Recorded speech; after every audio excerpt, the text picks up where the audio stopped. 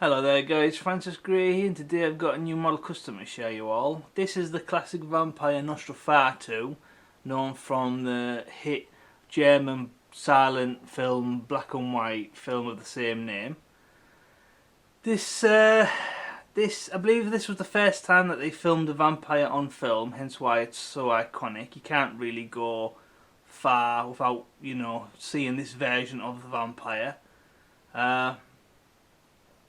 This model is, with the base, measures just over 12 inches tall, and solid resin. And the original model, I'm not too sure who actually made the original model, the original kit, but it came in three parts. You had the main body, that was all one, and then you had the left hand and you had the right hand. So the left hand and the right hand were the only parts that really needed drilling and pinning and gluing in place. The rest of it was as is. There was no base. I had to scratch build a new base. I'll get more into that in a bit. So if anybody knows who the actual manufacturer is who made this kit of the Nosferatu Vampire, please let me know in the descriptions below, because I would like to update the title and the information so people can maybe try and track one down if they wanted one. So yeah, so basically this was a commission. I've had a lot of fun building this one. I really have. I've always wanted to make a Nosferatu Vampire.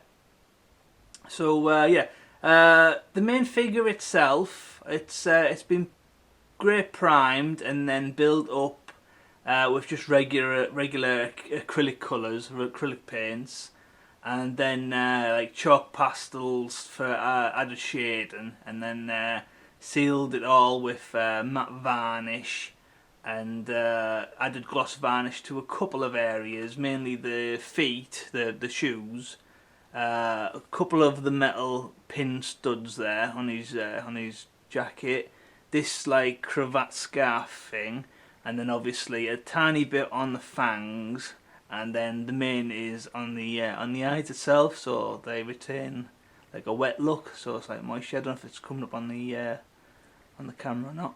And then also a little bit on the fingernails, so they like catch the light as well. Oh, and one last thing, also on the eyeballs of the rats as well. So getting back to the base, basically what I did there was I got a wooden base that I already had from something else that I thought would be a nice rounded size to complement the figure, and then I had like three options ish of what to do as a base. Now I could have done like a creepy castle floor, but I only just done one of those with the Dracula SD build, so I didn't want to do the same thing again. So I decided what to do was the option 2 was floorboards, because I believe in the film later on he goes to like a docks where there's like floorboards, and there's like rats running around, and yeah, and like bits of rope and stuff like that. So what I decided was I was gonna like implement my second idea and my third idea, which was rats, and make like a floorboard base with rats running around. So basically that's what I did. The floorboards are just what we call in UK lolly sticks, but in America it's popsicle sticks. Yeah, just basically cut to a point and then just sanded smooth, and then glued in place with wood glue, and then just some like impressions put on the ends to make it look like there's nails there, and then just paint them the nails silver once you've painted the floorboards. How I painted the floorboards, basically I just grey primed the base, then I went over with a dark brown acrylic, left that to dry, then I watered down some black acrylic and then went in between the floorboards, so that was darker to add the dimension of depth. let that dry, and then I dry brush some lighter brown on the to highlight all the lovely details on the wood. And then after I did the little silver nails, just give it 2 coats of matte varnish, and then obviously sealed, and then just painted the black trim on the wooden base. And then I just had to drill some holes for the rats. Now the rats, originally I got this rat here. Originally it was like a toy rubber, like I suppose it was supposed to be a gerbil, I suppose, but it was the closest thing I could find to a rat. Obviously repainted, you can't tell the difference.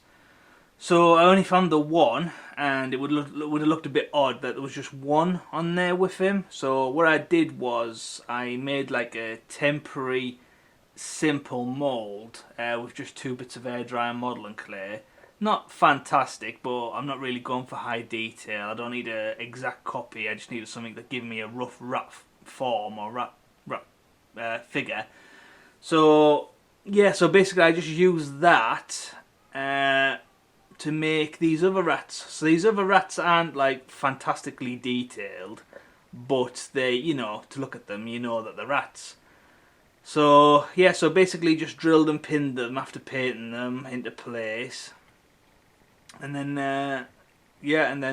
just left them as is, and then just concentrated more on the figure. Now the main work I added was the colour of the skin. Now what's difficult with vampires is, because obviously they're supposed to be dead, or in Nosferatu's case, a long time dead, they're supposed to be alive for centuries. What I had to do was, I started off by giving it like a regular flesh undercoat, like a regular flesh colour, and then added some like deep shading around the eyes, in the mouth, around the nose, and around inside the ears and around the ears, etc. Same with the hands as well, and then sealed all that in place with matte varnish, and then once it had dried, I then went over again with like a paler, like I suppose it was like a mushroom grey colour, and then added like lightened up the skin tones with two coats of that. And once finished, once the skin had lightened up, went round again with more shading. So I made the eyes like a purpley colour, withdrawn, makes it look like the eyes are sunken into the head, very like withered away and frail. Well, not frail, but you know what I mean, like close to like death or something without actually dying. So yeah, I made him a bit withered away. And then I did quite a lot of time to try and get the eyes right. One thing with this model kit, I forgot to mention this model kit's classed as an SD kit, which stands for Super Deformed. So it's like a cartoon caricature of the character. With that being said, I found the eyes to be a little bit like weirdly beveled, not just like a smooth bevel. It's like they were like came out a little bit to a point and then rounded off. It's hard to explain. So it was a little bit harder to paint a symmetrical iris and pupil on there with it being beveled like that. So that was a little bit tricky, but I'm glad to say that it turned out rather nice. And I had to go with the like icy cold blue stare. So yeah, when you see him just sat there, like in the corner of the room or in a glass cabinet or something, he really looks like he's like eyeing you up for his next meal. So yeah, I'm really happy how the eyes turned out. The fingernails are just painted on because the actual fingers are just smooth. There was no details on there for the fingernails, and if there's one thing this version of the vampire is known for, it's for like having like long claw like style fingernails. So yeah, so same again, just different. I went around with once it was painted the white skin colour like I've just described, I went back over with a flesh colour again, just to highlight the nails, and then went round the edges with like a medium brown acrylic.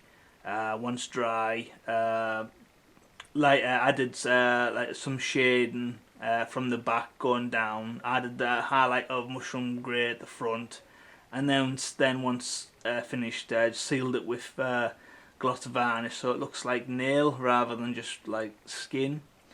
And then last but not least is the nameplate. The nameplate I actually got printed off at a local. Well, it's like a printing shop, I suppose. They can print lettering on different styles of wood. Usually they work bigger scale. They work like shelves and picture frames, stuff like that. So I was lucky enough to get them to understand. I explained what I was doing, showed them photos of the model, and then just said I need a nameplate, roughly the same kind of lettering as the film, and can you help me? And then it took me about a week of waiting, and then they got back to me, and yeah, and they made one. So all I had to do was paint it up. So I started off painting the white Nosferatu lettering, left that dry, give that like 4 or 5 coats, and then once dry, carefully went around with the black acrylic. Same again, took my time. Once dry, I hot glued it onto the base. I scored some like X's on the back, so the glue's got something to stick to, so the nameplate shouldn't come off. And yeah, and then once it was stuck on there nice and tight, I just went over with matte varnish again to seal it. So yeah, so all in all, I'm really happy how it turned out. The client has told me that he's over the moon with it, which I'm happy about. And yeah, I've really enjoyed working on this one, and I'm looking forward to maybe working on another Nosferatu one day. So yeah, so if you like this, please click the like button and share on Facebook and Twitter, guys, because it helps new people find my channel, which I'm always appreciative. Thank you very much. And don't forget to subscribe to watch new models being made, and model kit reviews, and statue reviews, and modelling tips, etc. and all that jazz. And nothing else to say but thank you for watching, and see you next time. Thank you very much. Goodbye.